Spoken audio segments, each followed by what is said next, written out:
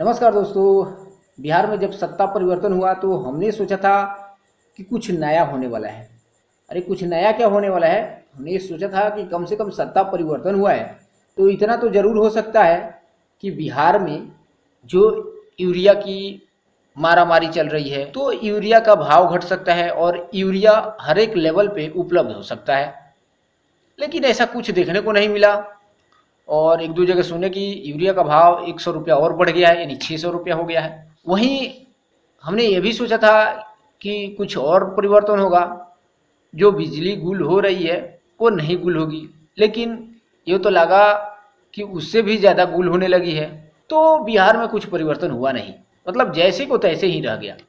अब देखिए बिहार में ये परिवर्तन होगा कैसे और परिवर्तन लाने के लिए करना क्या होगा। देखिए बिहार में परिवर्तन तभी हो सकता है जब किसी एक पार्टी की पूर्ण बहुमत के साथ सरकार बनेगी।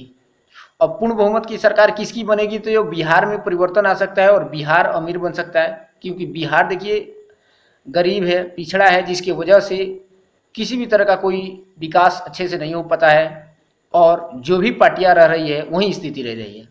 क्योंकि जब यूरिया की यहाँ कमी है तो जो यूरिया की कमी है उसकी समस्या को नहीं सुलझाया जा सकता है और जो बिजली बार बार गुल हो रही है उसकी समस्या को नहीं सुलझाया जा सकता है। तो इसके मतलब बिहार में जो नौकरी देने की, रोजगार देने की वादा किया गया है फिर से, उसको भी नहीं सुलझाया जा सकता है। क्यों? क्योंकि बिहार पिछड़ा और गरीब राज्य है और सरकार तो उन्हीं का है, कुर्सी पर तो वही है। तो जब सरकार परिवर्तन हुआ तो कम से कम ये छोटी सी जो बातें थी उसमें परिवर्तन आना था। क्या यूरिया की कमी दूर हो जाती? तो हुई नहीं। बिजली जो बार बार गुल हो जा रही है वो समस्या दूर हो जाती? तो हुई नहीं। तो इसके मतलब नौकरी और सरकारी नौकरी, रोजगार देने की जो बात कही जा रही है उसकी भी समस्या नहीं दूर हो सकती है। यह केवल जुमलेबाजी की गई है स्टेज से, मंच से, और उसको लेकर के मीडिया वाले बहुत सारे खबर बना रहे हैं, लेकिन ऐसा कुछ होने वाला नहीं है, समझ लीजिए।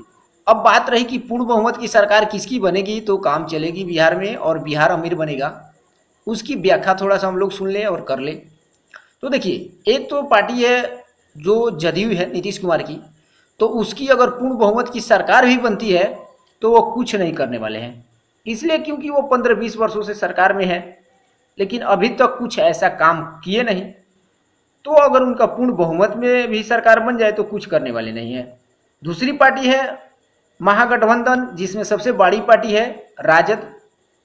तो आप जानते हैं कि जब इसकी सरकार आती है तो इसमें जंगल राज घोषित कर दिया जाता है बिहार को, और लूट मार, दिन दोपहर गोली मार देना, ऐसा काम चलता रहता है। अभी भी फिलहाल चल ही रहा है। तो इनकी सरकार आएगी तो समझिए कि वो जंगल राज ही घोषित हो जाएगी, जैसे कि अभी हो रहा है। तो इनसे भी कुछ होने वाला नहीं है। और इन्होंने भी 15 वर्षों तक, पिछले 15 वर्षों तक राज किया है बिहार में, ऐसा नहीं है कि नहीं किया है। रही बात एक पार्टी बचती है, वो है भाजपा, जो बिहार में कभी भी पूर्ण बहुमत की सरकार नहीं बना पाई है और नहीं राज कर पाई है। जब भी की है तो गठबंधन में, और गठबंधन में कौन थे तो नीतीश कुमार।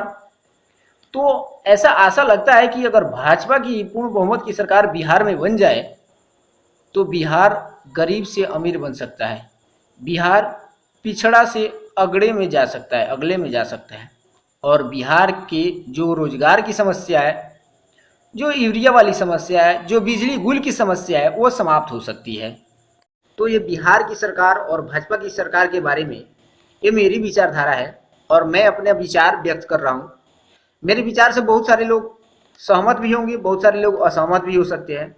मैं किसी के ऊपर थोप नहीं रहा हूँ और किसी को बता नहीं रहा हूँ, लेकिन ये अपने आप को मैं अपना विचार जो है व्यक्त कर रहा हूँ कि ऐसा हो सकता है अगर भाजपा की सरकार बिहार में पूर्ण बहुमत की बने तो बिहार पिछड़ा से अगला में जा सकता है और गरीब से अमीर बन सकता है। अगर आपकी राय मेरी राय से भिन्न है तो आप कमेंट बॉक्स में आकर के कमेंट करके बता सकते हैं। अगर मेरे से सहमत है तब भी आप कमेंट में आकर के अपना समर्थन कर सकते हैं। धन्यवाद।